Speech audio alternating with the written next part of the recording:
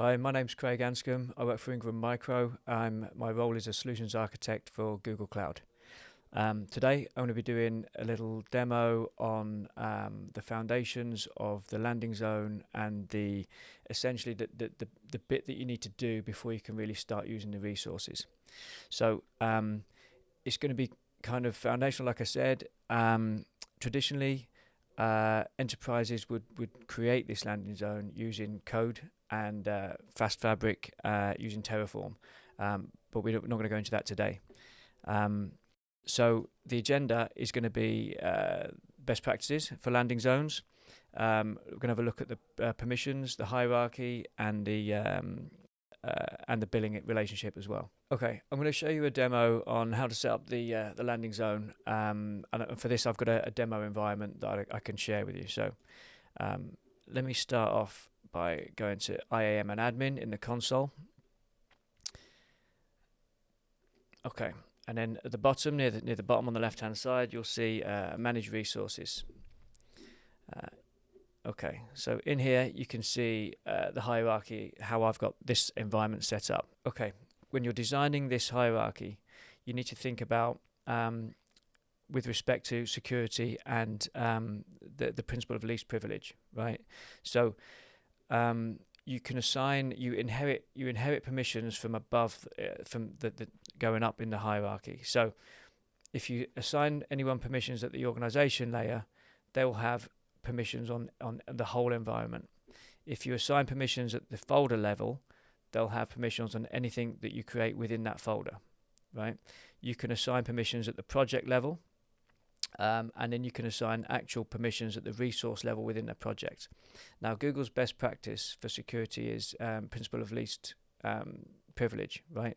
So you want to give people the minimum amount of privileges to be able to do their job without giving them too much. Okay, so this is where this hierarchy comes in. You want to avoid using legacy roles like owner, and be more granular in how you set those roles up. Right, the custom roles are preferred.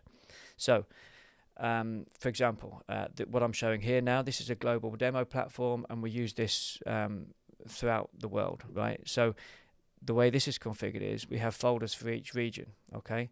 But in practice, in production, you might want to have folders for customers, right? If you're a managed service provider, or you might have folders for production, development environments, that sort of thing. So you can control the different projects within those folders, okay? And that comes down to billing, which we'll cover later on. So the projects themselves are the containers which hold the resources, okay? So again, thinking back to security, when you've got in production, you'd have a group of a team that manage your server environment, okay? So they would have the servers, the infrastructure in a project, and you would assign them permissions on that project. But for the same reason, you wouldn't have your network guys want access to your server environment. You wouldn't want your server guys having access to your network environment. So if they're configuring firewall rules and things like that, they'd be done in a different project, and you'd set permissions to your networking team on that project. Okay, I hope that makes sense. So this is what I'm talking about when you're designing this hierarchy. Okay, so think of it with like a compartmentalization of your teams internally, okay, and how those permissions will be worked. And don't forget as well, you inherit the permissions from higher up in the hierarchy. Okay, never forget that. So this is how the design is. Okay, now if I type in setup in here, Google give you a nice wizard. Okay, if I click on resume under production, this will help you set up the environment to best practices, okay? And you can see here on the left-hand side the steps involved, okay? The first step being the organization, which is, like I said, it's a verified domain that you've registered with Google, okay? The second step would be the users and the groups, okay? You can select the groups that they suggest, and you can configure these. You can set these up. Let's have a look at the one I haven't done. So this one, I can create this group, and it will create this group for you with the roles associated typically for these function, or this job function. Okay. As you go down this list of this wizard, it will set up the administrative access, and again to best practice. And what this will help you do is assign the right roles to the right people, okay, within your organization, so they're able to do their job. And you'll see here that there are things like security, networking admins, security admins, all these different developers and that sort of thing. Okay, you can select all these. Okay, when it comes down to billing, the billing accounts are associated with the projects. So you can have different projects associated with different billing accounts. However, best practice for Google would be you'd have one billing account per organization, and that's typically fine. So you could have hundreds of projects all billing to the same billing account. Okay, and then when you get to the billing account and you want to report on that, you can report and set budgets and alerts on the folders.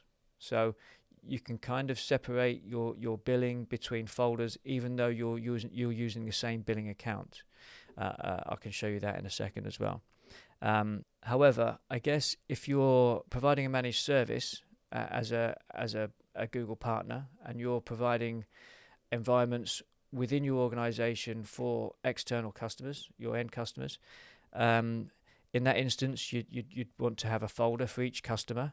You'd have projects within those folders, and you'd probably want a different billing account per customer. So the benefit of partnering with Ingram Micro is that you're able to place orders, subscription orders, which are billed monthly in arrears, and you can assign those billing accounts, which in the back end creates a billing account, which you can then assign to the projects, whether that be projects within your organization that you're hosting as a managed service, or whether that's projects on your end customer's platform, which you don't have access to. You can still assign those billing accounts to their projects, and you become the reseller in that instance. Okay, so just moving down a bit on the wizard here, the setup wizard. When you get to hierarchy and access, this is where it will give you examples, right? And you can choose these things. You can do these all custom, so you don't have to use these wizards. You can set up your own folders, but what you can do is it gives you good examples which you can rename and set it up. It just gives you a nice little wizard to help you do that. I would suggest you spend the time to go through this setup wizard and go through all these steps, and what you'll end up with is a platform where you can then create your projects in the right folders with the right permissions, and then you can start using the benefits of Google Cloud. Okay, let me just have a look at the billing for you. So the billing accounts themselves all work on IAM permissions. Okay, so to set the billing account, you can do that when you're creating the projects. So when at the time when you're creating the projects, you can choose the billing account and the location of where those projects reside. If you're taking over the billing from either a different partner or a billing from Google Direct maybe on a credit card, something like that, it's very easy to do, right? So the way you do it, I'll show you how you do it. So imagine that what the screen I'm showing now is your end customer's platform. Okay, if they go to manage billing accounts, and this is where it gets back to the IAM permissions. Okay, so they need access to their projects and their platform, which you can see I do here. I can see all the projects that I've got. I can see which billing account they're associated with. Okay, so you as the reseller would place a subscription order with Ingram Micro for Google Cloud. It creates a billing account at the back end, and you control the roles of that billing account. So if you assign the billing account administrator or billing account user role to your end customer, they will be able to see that billing account when they log into their console. Okay, so if I go to, and I've set one up already in advance, so if I choose my demo project here, okay, so currently it's billing to a French billing account in euros. If I wanted to change that, I just click on Actions, Change Billing, and then I'm presented with a drop-down box where I can select the new billing account I want to associate with this project. So in this case, I have this one to select. I'm not going to select it, but that's how it would work. Okay. As the reseller, when you place orders initially, you always have administrative access granted to that billing account. So you can go into your billing account. If I show you here, you can click on Manage Billing Account, and you can add roles here. Okay, so you will be able to add in the administrator of your end customer. Okay, so as soon as you do that, they will be able to see that drop down box or the billing account in the drop down box and be able to select you as the billing partner for that project. Hope that makes sense. Okay, the last thing I'm going to show you is the actual reporting on the billing account itself. Okay, so in the console, if you go to the billing section, and you can drop down the list here, and it will show you which billing accounts you've got access to. So in my case, I've only got the one, so I select the one I want to report on, and if I go to, it gives you an overview initially. If I go to reports, probably the most useful thing is this filter at the side here. So if I wanted an invoice month, I can choose the month I want, and I can report either by service, I can report by SKU, I can report by project. But this is a good one. So if I wanted to report on a folder, for example, going back to the demo environment that I'm working on just now, I can report on each individual folder. So in my case, I could say, well, let's see how much the USA spent within the month of August. Okay, so if I put that filter on, the only there's no spend to show you, but this would show you only the spend for that folder. Okay, so if you think about that in terms of your production, it could be that a specific team or a specific end customer. However, you've designed that hierarchy, those folders. So that's useful. Equally, in the billing and alert budgets and alerts section, you can set budgets for individual folders.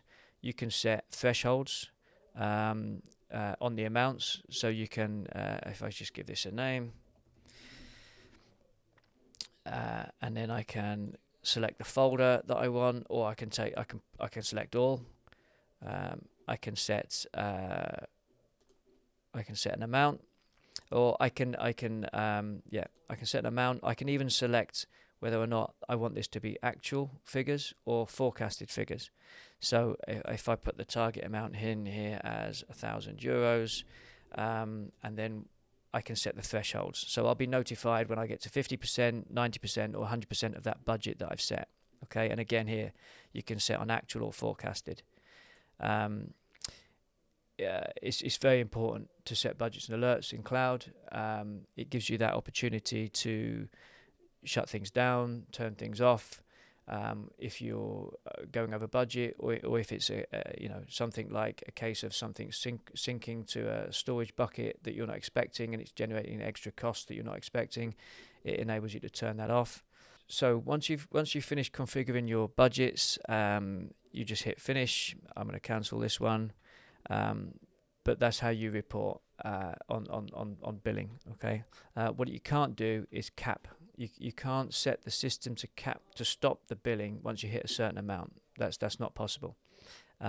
So it's just a notification for you. Then when you hit that budget, or you get close to that budget, you can review what your consumption is, what's being consumed in that amount, who's been consuming that amount, and then you can act accordingly.